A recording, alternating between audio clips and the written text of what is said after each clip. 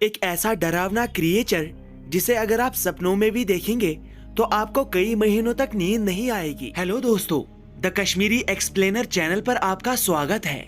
आज हम आपके लिए 2017 में नेटफ्लिक्स पर रिलीज हुई British horror movie the ritual को एक्सप्लेन करने वाले हैं। मूवी की शुरुआत में हम कुछ दोस्तों को देखते हैं जो आपस में डिसाइड कर रहे थे कि उन्हें वेकेशन पर कहां जाना चाहिए। ये सभी डिसाइड करते हैं कि हॉलीडेज में ये लोग स्वीडन में ट्रैकिंग करने के लिए जाएंगे। इसके लिए सभी दोस्त अग्री करते हैं। मशवरा खत्म होने के बाद रॉब और ल्यूक एक स्टोर में शराब खरीदने के लिए जाते हैं। उन्हें जरा भी अंदाजा नहीं था कि आगे उनके साथ क्या होने वाला है। इस स्टोर में कुछ गुंडे चोरी कर रहे थे।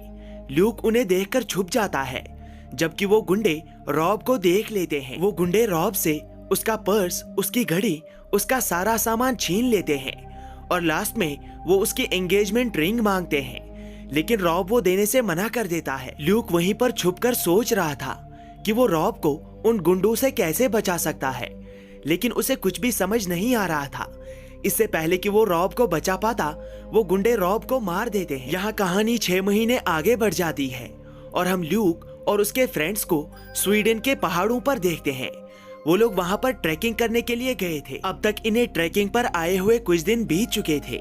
ये लोग इस सफर को एंजॉय कर रहे थे, लेकिन सभी लोग रॉब को मिस भी कर रहे थे। एक पहाड़ पर पहुँचने के बाद ये लोग एक पत्थर पर रॉब की फोटो के आसपास कुछ कैंडल्स रखकर जलाते हैं। इस तरह वो रॉब को ट्रिब्यूट देते हैं। उसे ट्रिब्यूट देने के बाद ये लोग एक छोटी बोतल में से शराब पीते हैं और सभी लोगों के पीने के बाद ये लोग उस बोतल में से शराब को फेंक देते हैं। ऐसा ये लोग सिर्फ इसीलिए करते हैं ताकि रॉब की आत्मा को शांति मिल सके।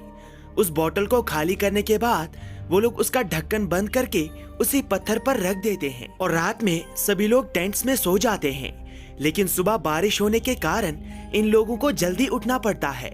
सीन उस पत्थर की तरफ मुड़ता है। वहाँ पर जो बोतल इन्होंने रखा था उसका ढक्कन किसी ने खोल दिया था। ये सभी लोग इस बात को इग्नोर करके आगे बढ़ जाते हैं। कई घंटों तक पैदल चलने के बाद इनका एक साथी जिसका नाम डॉम है, उसके घुटने में चोट लग जाती है। उसे चलने में बहुत तकलीफ होती है। अभी इन्हें बहुत दूर तक ट्रैक करना था, लेकिन इस हालत में डॉम आगे नहीं चल सकता। इसलिए ये लोग डिसाइड करते हैं कि ये लोग अपने ट्रैक को खत्म करने के लिए जंगल के बीच से जाएंगे। वो रास्ता शॉर्टकट होता है और सभी लोग जंगल की तरफ बढ़ जाते हैं। जंगल में घुसते ही हमें पता चलता है कि ये जंगल बहुत अजीब है। जंगल के अंदर घुसते ही इन्हें एक पेड़ पर एक जानवर की बॉडी दिखती है, जिसे किसी ने जानबूझकर मारकर उन पेड़ों पर लटका दिया था। ये नजारा देखकर ये सभी बहुत ज्यादा डर जाते हैं। अब इन्हें जंगल में चलते चलते रात हो जाती है और रात में बारिश शुरू हो जाती है।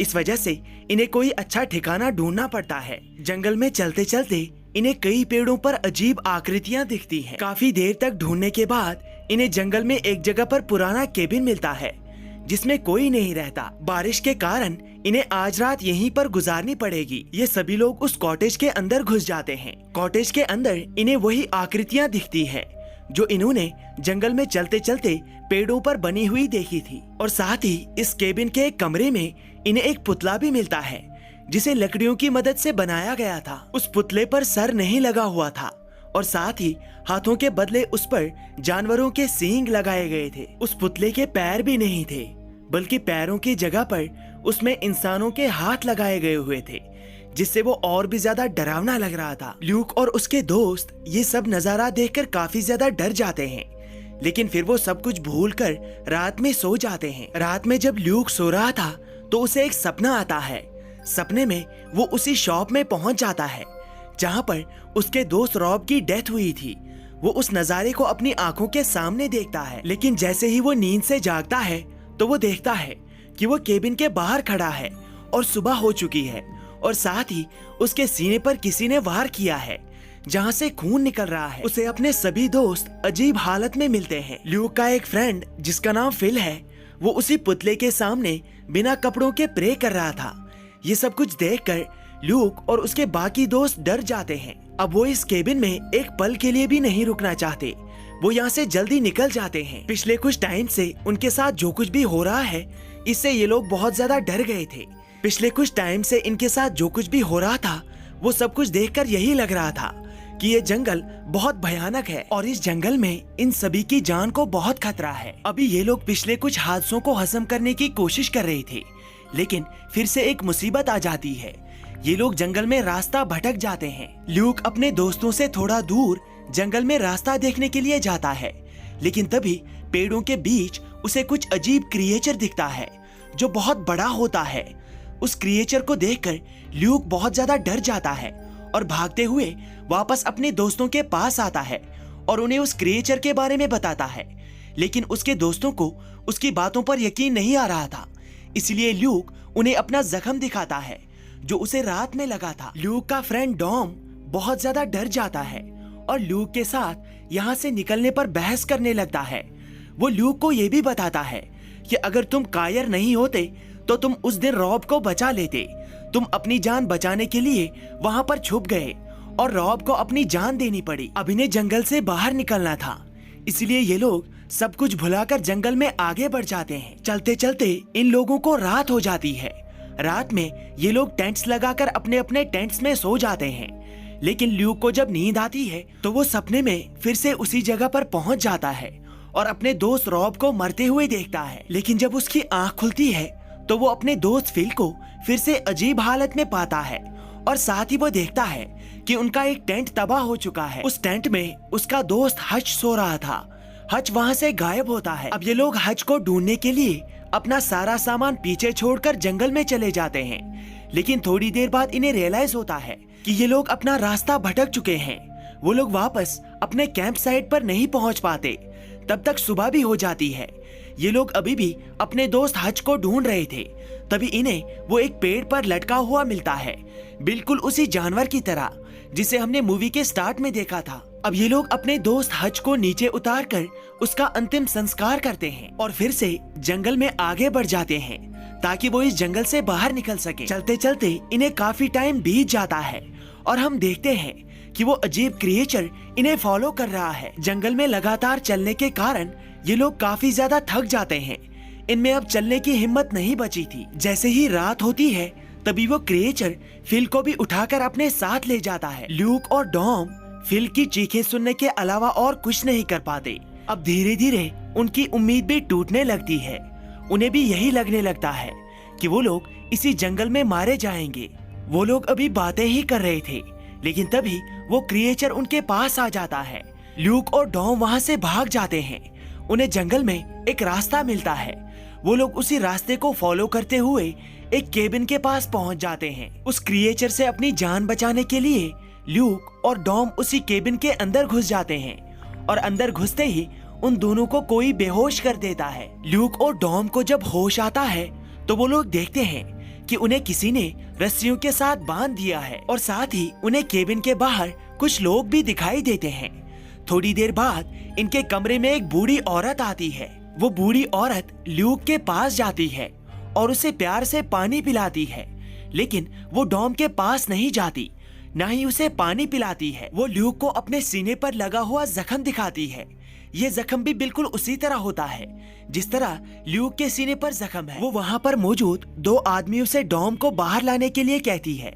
वो दोनों आदमी डॉम को बाहर ले जाकर उसे टॉर्चर करते हैं। ल्यूक को डॉम की चीखें साफ साफ सुनाई दे रही थी। थोड़ी देर बाद ल्यूक के पास एक लड़की आती है जो ल्यूक को बताती है कि वो लोग डॉम को सैक्रिफाइस के लिए तैयार कर रहे हैं। इसके बाद वो लड़की वहाँ से चली जाती है। थोड़ी देर बाद डॉम को उस कमरे में वापस लाया जाता है। डॉम ल्यूक को बताता है कि वो लोग उसकी बलि देने वाले हैं, लेकिन ल्यूक को अभी ये सैक्रिफाइस वाली बात समझ नहीं आ रही थी। डॉम ल्यूक से कहता है कि मेरे सैक्रिफाइस के टाइम पर तुम यहाँ से भाग जाना, लेकिन भागने से पहले यहाँ सब कुछ जलाकर राख कर देना। अब थोड़ी देर बाद ये लोग डॉम को बाहर लाते हैं और उसे एक खंबे के साथ बांध देते हैं। वहीं दूसरी तरफ उन लोगों के बाहर जाते ही ल्यूक वहाँ से भागने की कोशिश करता है। वो अपने आप को रस्सी से आजाद करने की कोशिश करता है। वो अपना अंगूठा भी तोड़ देता है और आखिरकार वो अपना एक हाथ आजाद कर लेता है। वहीं दूसरी तरफ जब वो लोग डॉम की बलि देने वाले थे, बलि देने से पहले डॉम को अपनी बीवी दिखती है।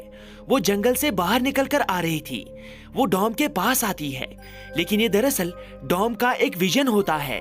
असल में वही क्रिएचर डॉम के पास आया था वो क्रिएचर डॉम को मार देता है। उस क्रिएचर के जाने के बाद और डॉम की बलि के बाद ल्यूक के पास वही लड़की आती है। ल्यूक उस लड़की से उस क्रिएचर के बारे में पूछता है। तभी वो लड़की उसे बताती है कि वो क्रिएचर एक योतुन है। वो लड़की ल्यूक को बताती है कि वो एक गॉड लाइक क्रिएचर है जिसके लिए हम लोगों की बलि देते हैं और इसके बदले में योतुन हमारी उम्र को बढ़ा देता है। वो लड़की ल्यूक को बताती है कि तुम्हारे सीने पर जो ये निशान है वो योतुन ने लगाया है।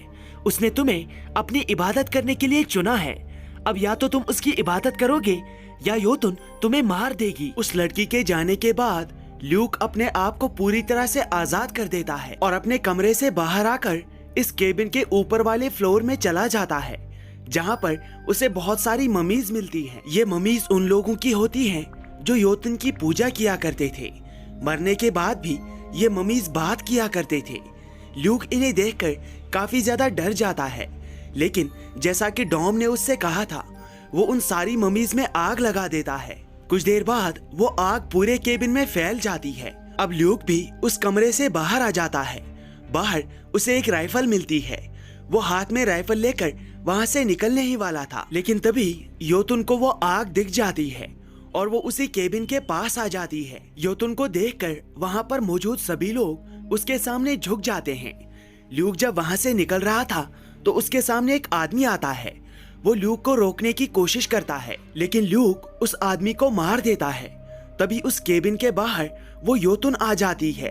वो ल्यूक को रोकने की कोशिश करती। ल्यूक के वहाँ से भागने के बाद वो योतुन उस लड़की को मार देती है जिसने योतुन के बारे में ल्यूक को बताया था। ये सब कुछ ल्यूक दूर से देख रहा था। वो उस योतुन पर एक गोली चलाता है, लेकिन गोली से योतुन को कुछ नहीं होता, बल्कि उल्टा वो ल्यूक को देख लेती है और ल्यूक का पीछा करने लगती है। ल्यूक वहाँ से भागने लगता है।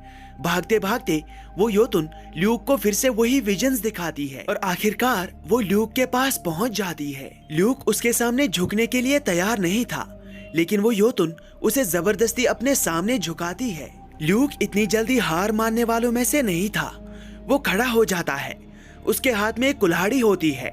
वो कुल्हाड़ी से योतुन पर वार करता है, जिससे उसे वहां से भागने का मौका मिलता है। ल्यूक लगातार भागता है और वो योतुन भी लगातार उसका पीछा करती है और आखिरकार ल्यूक जंगल से बाहर निकलने में कामयाब हो जाता है। लेकिन वो योतुन जंगल से बाहर नहीं निकलती, क्योंकि बाहर आते ही उसे सभी लोग देख लेंगे। ये देखकर ल्यूक खुश हो जाता है। वो जोर जोर से चिल्लाता है और अब फाइनली ल्यूक अपनी जान बचाने में कामयाब हो जाता है और अपने घर की तरफ निकल जाता है। और इसी के साथ ये मूवी यहाँ पर समाप्त होती है। वीडियो को लास्ट तक देखने के लिए आप सभी का बहुत बहुत शुक्रिया। Take care and good bye.